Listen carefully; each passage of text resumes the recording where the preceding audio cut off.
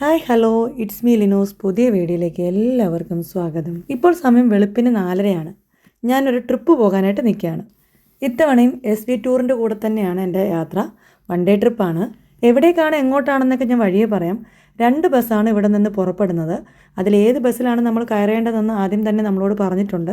ഞങ്ങളങ്ങനെ ഞങ്ങൾക്ക് പറഞ്ഞിട്ടുള്ള അതാത് ബസ്സുകളിൽ കയറിയിരുന്നു. 5:30 ബസ് സ്റ്റാർട്ട് ചെയ്തപ്പോൾ.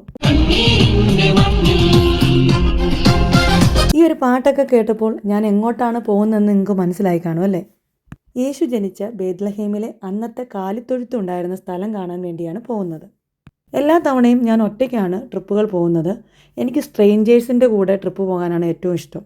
ഇത്തവണ ബേത്ലഹേമിലേക്ക് ആയതുകൊണ്ട് ഞാൻ ജോലി ചെയ്യുന്ന സ്ഥലത്ത് നിന്ന് 3 പേര് കൂടി എൻ്റെ കൂടെയുണ്ട്. ബേത്ലഹേമിലേക്ക് പോകുന്ന വഴിക്കെല്ലാം കുറേ ടണൽ കാണാൻ പറ്റും. അതിനുള്ളിലൂടെയാണ് നമ്മൾ പോയിക്കൊണ്ടിരിക്കുന്നത്.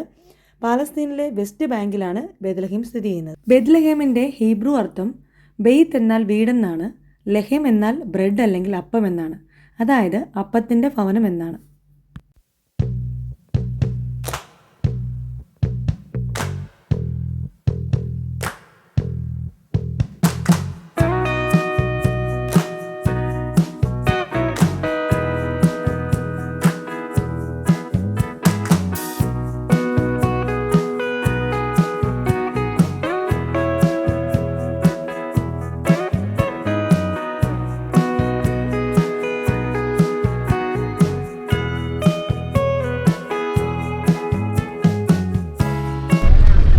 കഴിഞ്ഞ തവണ ബത്ലഹേമും പിന്നെ ചെറിയക്കായിരുന്നു കണക്ട് ചെയ്തത്. ഇത്തവണ നമുക്ക് ഈ ഒരു കോൺഫ്ലിക്റ്റ് ഉള്ളതുകൊണ്ട് ടൈമിങ്ങും കംപ്ലീറ്റ് ആവാത്തത് കൊണ്ട് നമുക്ക് ചെയ്യാൻ പറ്റാത്തതാണ്.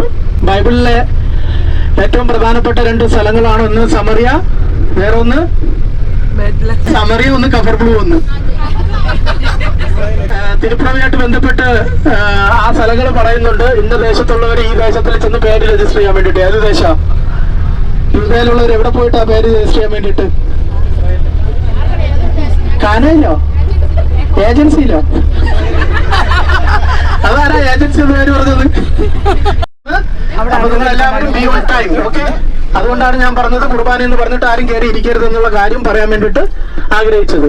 ഓക്കെ, നമ്മൾ ഏതായാലും ബത്ലഹേം സിറ്റിയിലേക്ക് പ്രവേശിച്ചിട്ടുണ്ട്. ഇവിടെ നിന്ന് ഏകദേശം ഒരു 5 മിനിറ്റ് മാത്രമേ ഉള്ളൂ നമുക്ക് നമ്മുടെ പാർക്കിംഗ് ഏരിയയിലേക്കുള്ളത്.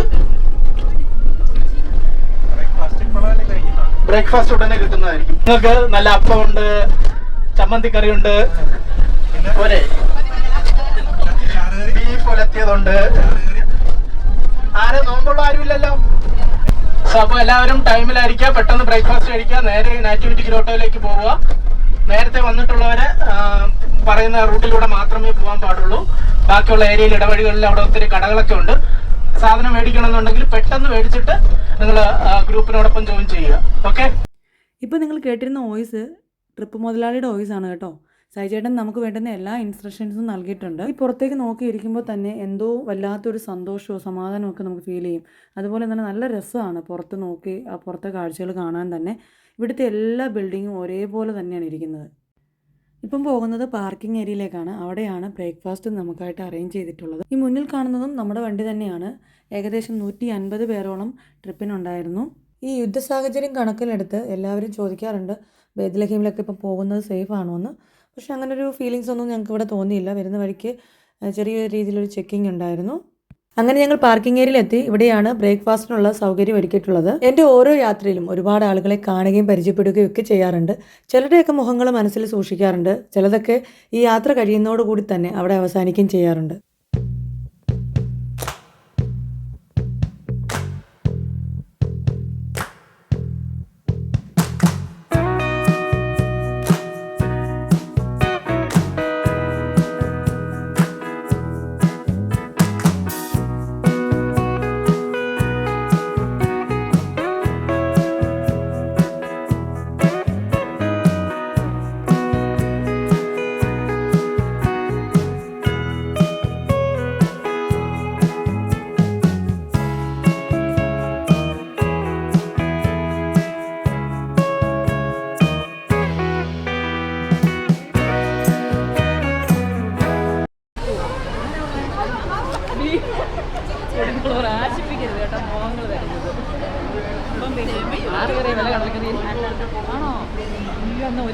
മേടിക്കായിരുന്നു.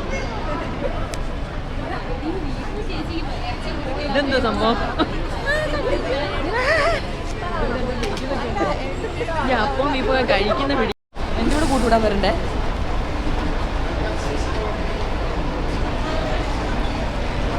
ഞങ്ങൾ അപ്പം മേടിക്കുന്ന എടുത്തോളാം കേട്ടോ. അത് മാത്രം എടുത്താൽ മതിയോ? എടി എൻ്റെ പാത്രം കൂടെ ഒന്ന് പിടിച്ചാലോ? എന്തിനാ അപ്പം മേടിക്കുന്ന ചേട്ടാ പറഞ്ഞു കൂട്ടുകൂടരുതെന്ന്. രണ്ടെണ്ണത്തിലൂടെ മേടിച്ചാലോ? പറഞ്ഞാൽ മതി എൻ്റെ ആണെന്ന്.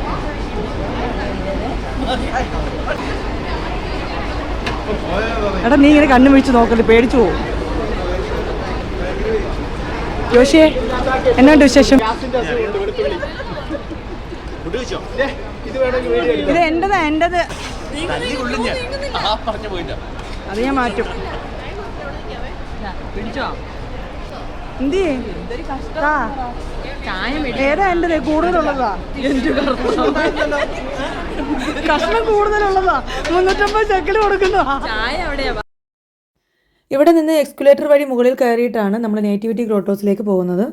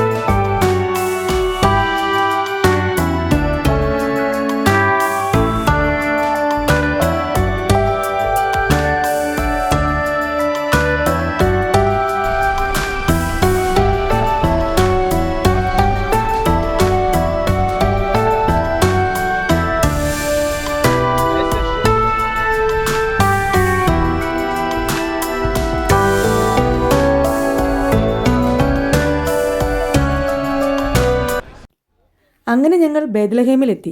അന്നത്തെ കാലിത്തൊഴുത്തുണ്ടായിരുന്ന സ്ഥലത്താണ് ഈ പള്ളി നിർമ്മിച്ചിരിക്കുന്നത്. ആദ്യത്തെ ക്രിസ്ത്യൻ റോമൻ ചക്രവർത്തിയായ കോൺസ്റ്റൈൻ്റെ അമ്മ വിശുദ്ധ ഹെലേനയാണ് ഈ ദേവാലയം AD 339 നിർമ്മിച്ചത്. AD 533 ഈ പള്ളി പുനർനിർമ്മിച്ചിട്ടുണ്ട്. യുദ്ധസാഹചര്യം നിലനിൽക്കുന്നത് കൊണ്ടാകാം ടൂറിസ്റ്റുകളെ ഒന്നും കാണാൻ സാധിച്ചില്ല. ഇസ്രായേലിൻ്റെ വിവിധ ഭാഗങ്ങളിൽ ജോലി ചെയ്യുന്ന ഫോറിൻ വർക്കേഴ്സ് ആയിട്ടുള്ള ആളുകളാണ് ഇവിടെ ഇപ്പോൾ എത്തിച്ചേർന്നിട്ടുള്ളത്. എല്ലാ തവണത്തെയും പോലെ ക്രിസ്മസിൻ്റെതായ ഒരുക്കങ്ങളൊന്നും കാണാൻ സാധിച്ചില്ല. പള്ളിക്ക് ഉള്ളിലേക്ക് കയറാനായിട്ട് ഒരാൾക്ക് മാത്രം കയറാൻ സാധിക്കുന്ന ഒരു ചെറിയ വാതിലാണുള്ളത്. ഈ വാതിലിന് വിനയത്തിൻ്റെ വാതിൽ എന്നും അറിയപ്പെടുന്നു. കുനിഞ്ഞു വേണം ഇതിലൂടെ കയറാനായിട്ട്. ക്രിസ്ത്യാനികളെ നശിപ്പിക്കാൻ വേണ്ടി അധിനിവേശ ശക്തികൾ വരുന്ന സമയത്ത് അവരെ തടയാൻ വേണ്ടിയാണ് ഇങ്ങനെയുള്ള ചെറിയ വാതിലുകൾ നിർമ്മിച്ചിരുന്നത്. അതുമാത്രമല്ല, ദൈവം ഭൂമിയിൽ മനുഷ്യനായി പിറന്ന സ്ഥലമാണിത്.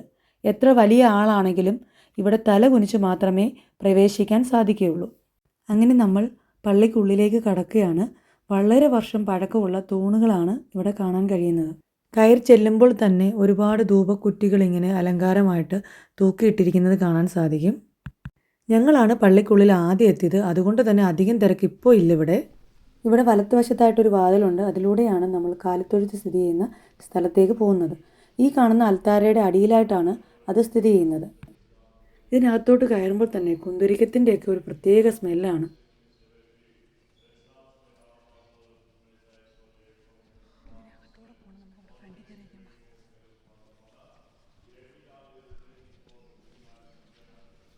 ഡിസംബർ മാസം ഇവിടെ ജോലി ചെയ്യുന്നവർ തന്നെ ഈ ദേവാലയം സന്ദർശിക്കാനായിട്ട് വരുന്നത് കൊണ്ട് നല്ല തിരക്കാണ്. അതുകൊണ്ട് തന്നെ ഞങ്ങൾ അവിടെ സ്ഥാനം പിടിച്ചു. കുറച്ചുകൂടെ കഴിയുമ്പോൾ നല്ല തിരക്കായിരിക്കും. ഇവിടെ ക്രിസ്തു യേശുവിൻ്റെ ജീവിതം രേഖപ്പെടുത്തുന്ന കുറേ ചിത്രങ്ങൾ കാണാൻ സാധിക്കും. അതോടൊപ്പം തന്നെ മാതാവിൻ്റെ ചിത്രങ്ങളും ഇവിടെ കാണാൻ സാധിക്കുന്നു.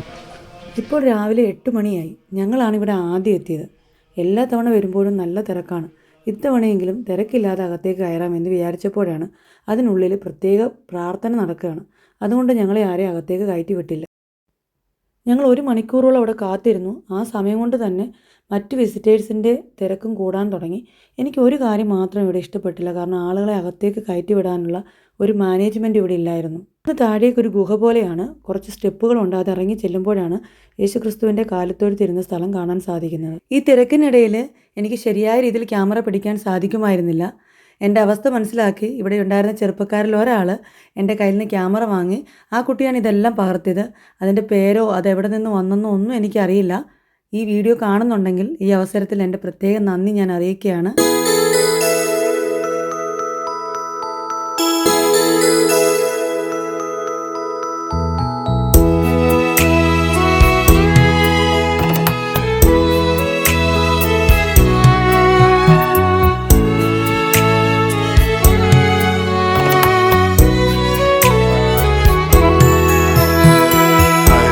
നാഥനേ എൻ പൊന്നു കാന്തനേ എൻ കൺകൾ കൊതിക്കുന്നേ ആ പൊന്മുഖം കാൺമാൻ.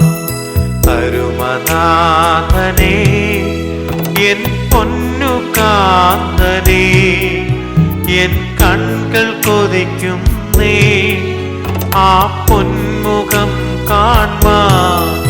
നിൻ കൂടെ വസിപ്പാൻ നിൻ മാർവിൽ ചാരുവാൻ പൊന്മുഖം മുത്തുവാനൻ ആശയേറുന്നേ. നിൻ കൂടെ വസിപ്പാൻ നിൻ മാർവിൽ ചാരുവാൻ പൊന്മുഖം മുത്തുവാനൻ ആശയേറും.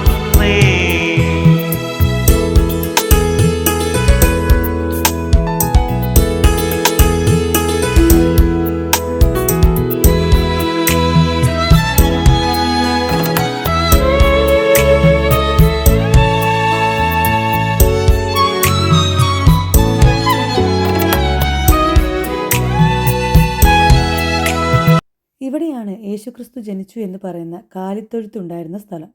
ഇപ്പോൾ ഇവിടെ ഒരു വെള്ളി നക്ഷത്രമാണ്. The star of the Bethlehem എന്നാണ് ക്രിസ്തു യേശുവിനെ പറയുന്നത്. അതായത് ബേത്ലഹേമിലെ നക്ഷത്രമാണ് യേശുക്രിസ്തു എന്നത്. ഈ വെള്ളി നക്ഷത്രത്തിൽ 14 പോയിന്റുകളാണ് അടയാളപ്പെടുത്തിയിരിക്കുന്നത്. ഇത് സൂചിപ്പിക്കുന്നത് യേശുക്രിസ്തുവിൻ്റെ വംശാവലിയാണ്. ഇനിയൊരു ദിനം പോലും പിരിയുകില്ല, എന്നെന്നും നിന്റേതു മാത്രമാണു ഞാൻ. ഇനിയൊരു ദിനം പോലും പിരിയുകില്ല, എന്നെന്നും നിന്റേതു മാത്രമാണു ഞാൻ. പാപിയാമെന്നെയും നീ തേടി വന്നല്ലോ, ഇത്രമാം സ്നേഹം നീ എന്മേൽ ചൊരിഞ്ഞല്ലോ. പാപിയാമെന്നെയും നീ തേടി വന്നല്ലോ, ഇത്രമാം സ്നേഹം നീ എന്മേൽ ചൊരിഞ്ഞല്ലോ. തരുമനാഥനേ എൻ പൊന്നു കാന്തനേ, എൻ കൺകൾ കൊതിക്കുന്നേ ആ പൊന്മുഖം കാൺമാൻ.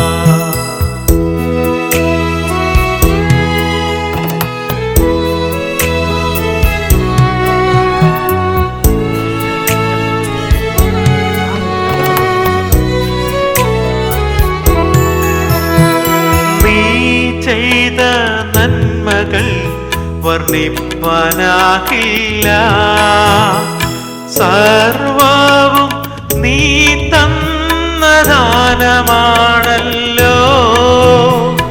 നീ ചെയ്ത നന്മകൾ വർണ്ണിപ്പാനാകില്ല, സർവവും നീ തന്ന ദാനമാണല്ലോ.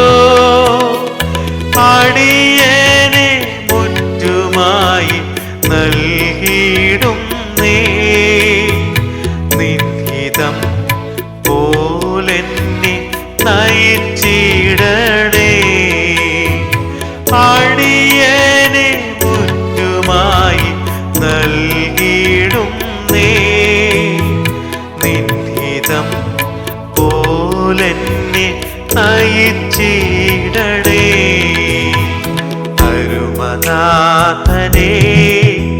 എൻ പൊന്നു കാന്തനേ, എൻ കൺകൾ കൊതിക്കുന്നേ ആ പൊന്മുഖം കാൺമാൻ. അരുമനാഥനേ, എൻ പൊന്നു കാന്തനേ, എൻ കൺകൾ കൊതിക്കുന്നേ. ക്രിസ്തു യേശുവിൻ്റെ ജന്മസ്ഥലം എന്നറിയപ്പെടുന്ന ഈ ഗ്രോട്ടോസിലെ കാഴ്ചകളും വിശേഷങ്ങളും ഒക്കെ ഇവിടെ അവസാനിക്കുകയാണ്. ഈ വീഡിയോ നിങ്ങൾക്ക് ഇഷ്ടമായെന്ന് വിശ്വസിക്കുന്നു. ഇഷ്ടമായെങ്കിൽ ലൈക്ക് ചെയ്യാനും കമൻറ്റ് ചെയ്യാനും, അതുപോലെ ആദ്യമായിട്ടാണ് എൻ്റെ ചാനൽ കാണുന്നതെങ്കിൽ ഒന്ന് സബ്സ്ക്രൈബ് ചെയ്യാനും മറക്കരുത്. ഇതുപോലുള്ള പുതിയ പുതിയ കാഴ്ചകളും വിശേഷങ്ങളും ഒക്കെ ആയിട്ട് നമുക്ക് വീണ്ടും കാണാം. അതുവരേക്കും സ്റ്റേ ഹെൽത്തി, സ്റ്റേ ഹാപ്പി.